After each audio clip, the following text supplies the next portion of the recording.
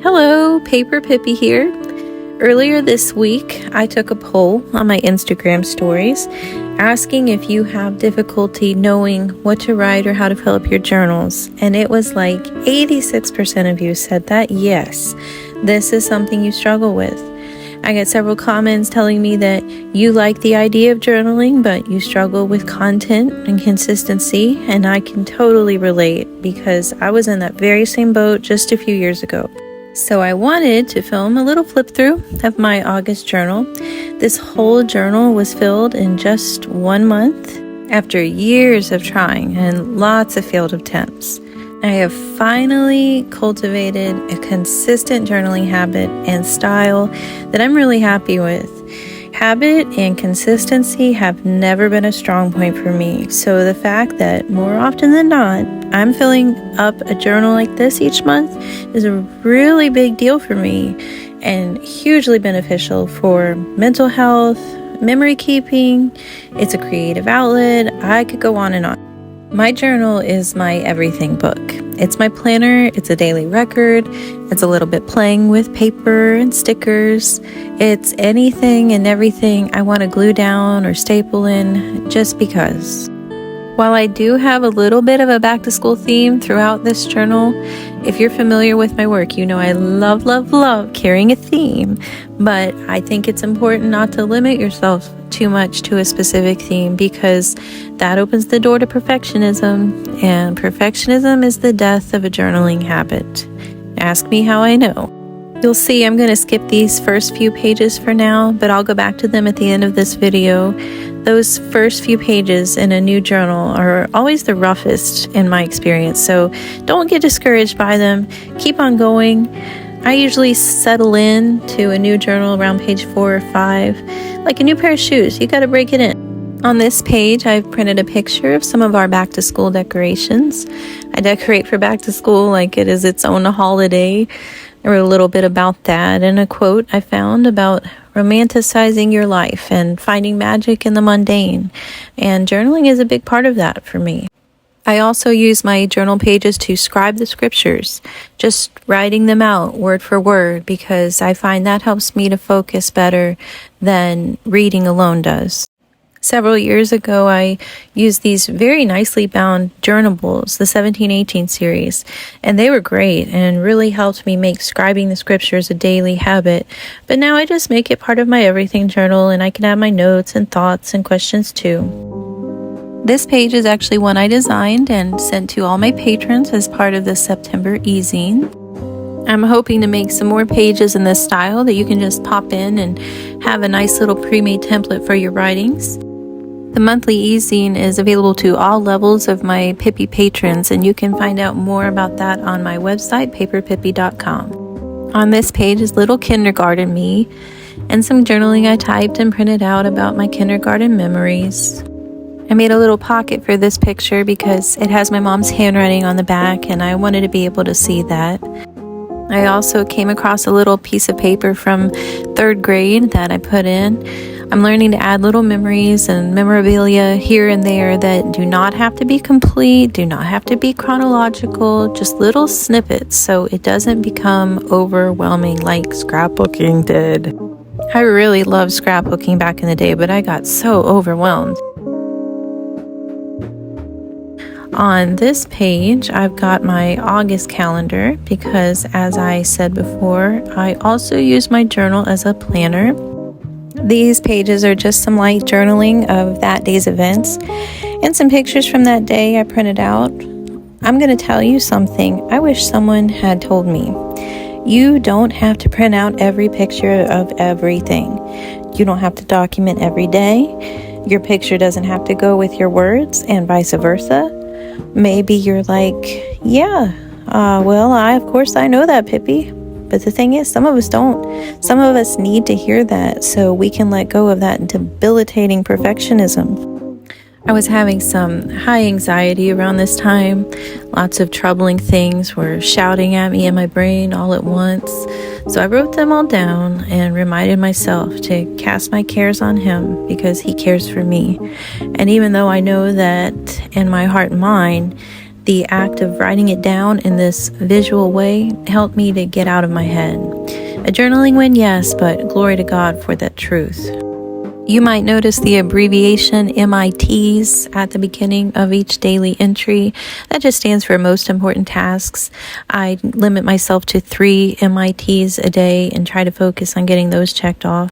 Some more Bible journaling on this page, and I came across this Latin expression recently that I will not try to pronounce, but it means solved by walking. It is solved by walking. And how true is that? How many problems are solved by a short walk to clear our head?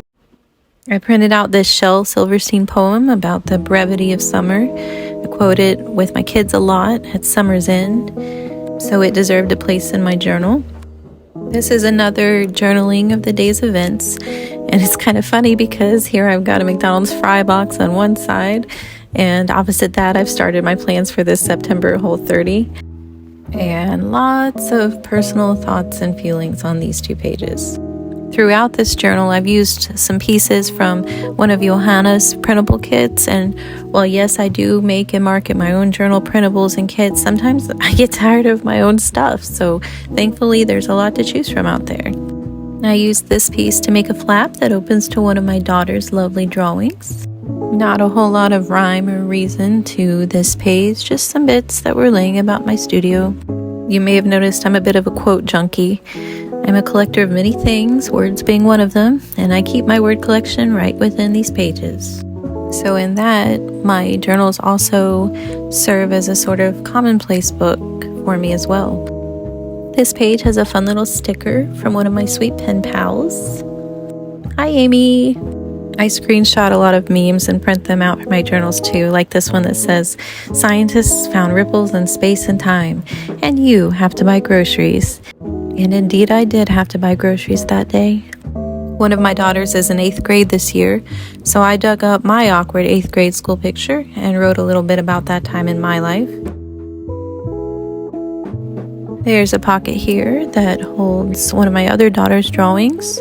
I'm the very blessed receiver of much artwork, and I'm thankful to finally have found a good place to keep it right within the pages of my journal. I took my kids' back to school pictures and printed them all out, and I've slowly been writing a little note to each of them. You might remember seeing that I fussy cut dozens of Richard Scarry images from some books my husband brought home that had seen better days. Here's where I used some of them.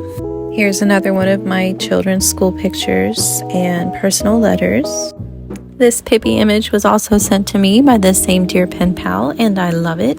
There's a lot of Katie Daisy artwork interspersed throughout my journals as well. I'm a big fan of her style.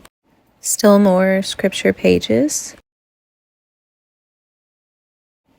This top piece is another one from that September e-zine that went out to my patrons. And on this pretty illustration, I wrote one of my dad's original quotes.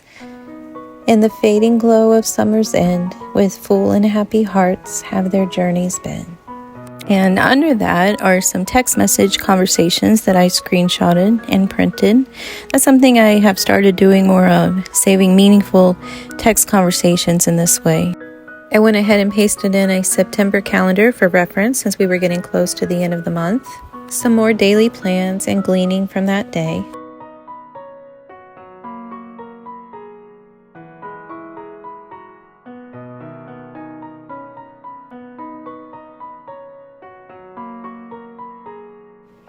On this day, I went down with a huge flare-up.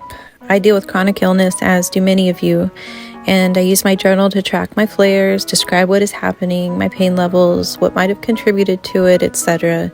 I remind myself that rest is doing something, and to give myself grace while recovering. If I were to break down my journaling process into parts, I think it would be 1, prepping my pages, 2, my daily planning, 3, my daily gleaning, which is, just a short log of events, and then 4, the fluffing. This is where I just play around with all the fun journaling supplies, adding stickers, trims, ephemera. This last step I usually do just to mindlessly relax and unwind. I'll putter around in my journal while I'm on hold on a phone call or at night while watching TV. Limiting my supplies to one easily transportable box means I can journal just about anywhere. A couple weeks ago, I posted a reel to my Instagram showing that I rotate vintage 10 lunch boxes with my supplies inside. My little girls made these Barbie-sized pizzas in my studio one morning, and they turned out so cute they had to make it into the journal. Another little pocket here that holds a note from my youngest.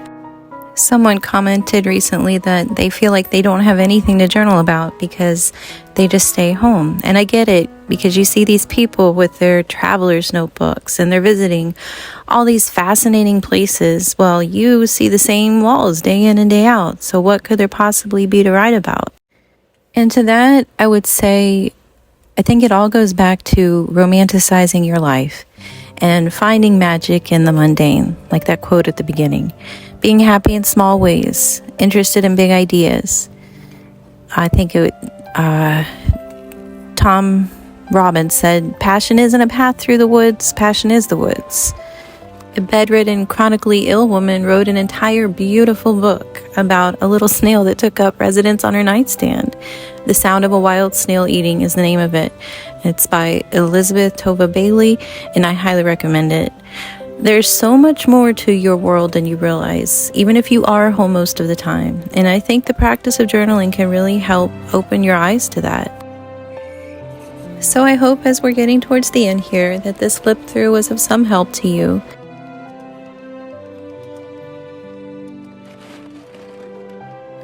My daughters and I drew self-portraits as part of an art project, and this is mine, so of course I popped it in my journal. This is a bracelet one of my daughters made for me, and I wore it all summer, but now that we are saying goodbye to summer, I retired it to my journal, just stapling it in there.